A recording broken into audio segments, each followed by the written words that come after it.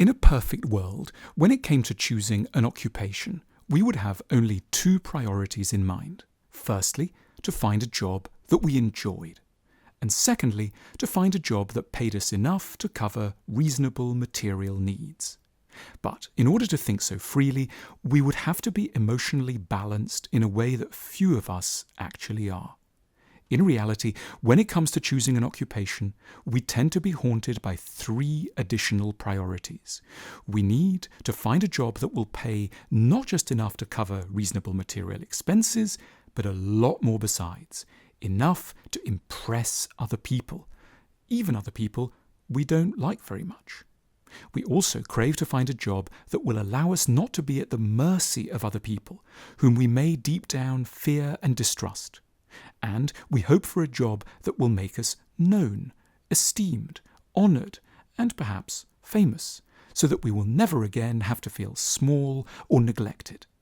Needless to say, these three additional requirements make working life hugely more complicated and unhappy than it would otherwise have needed to be. No wonder we may get stuck choosing what to do. Rather than being able to focus on the jobs that we are passionate about and that we would intrinsically enjoy, we have to twist our natures to appease extrinsic imperatives. There is no way that we could, for example, work as a kindergarten teacher, a psychotherapist, a carpenter, or a cook. Our psychological drive to impress, to have power over others, and to be known to strangers preclude such relatively modest choices from the outset.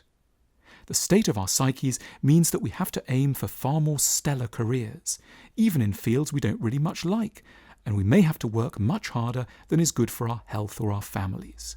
We're prone to be constantly panicked because the bar for failing is so much higher. A slight wind of disapproval from the public might be experienced as appalling.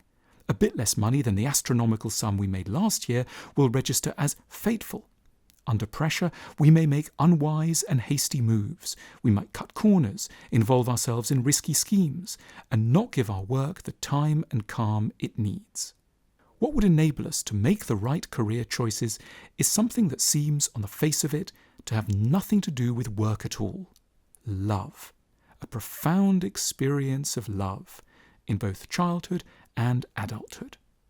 A child who is properly loved is a creature who doesn't need to prove itself in any significant way.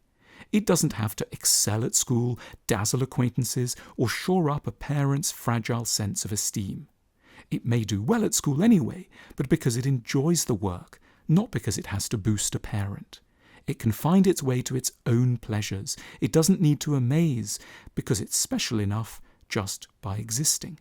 It may end up working extremely hard, but it will do so because it is passionate, not because it craves applause. It can concentrate on doing a job very well, while unimpeded by any worries as to whether it will be known in 100 years or to people in another city. It can potter away in obscurity, deriving gratification from the business at hand. An experience of adult love further enhances the sense of security we need. When someone properly loves us, their patience, concern, and tenderness make us feel rooted and welcome on the earth. It doesn't really matter if no one knows who we are, and if there's very little left over at the end of the month. Two people who are in love will be happy to sleep on a park bench, wrote D.H. Lawrence, an idea which may not be literally true, but which conveys well enough what room for manoeuvre love gives us in relation to our material priorities. It follows that when people crave power, fortune, and fame, it isn't greed that's driving them, but an anguished feeling of being unloved, for which we can feel enormous compassion. They may look like winners, they are in reality unhappy victims. Excessive achievements are the legacy of an emotionally damaged sense that it isn't enough just to be. It may have become second nature to us to try to fix emotional wounds through our career choices and exploits. We may not even realize what we're up to. We should dare to ask, what might I have done with my life if I had felt properly loved from the start? And we may have to acknowledge, with tears in our eyes, how different our path would have been, how many genuine ambitions we sacrificed in the name of shoring up a sense of acceptability we should have had from infancy. The most astonishing career achievements will never compensate anyone for the lack of love they've suffered. Work cannot fix a deficit of love.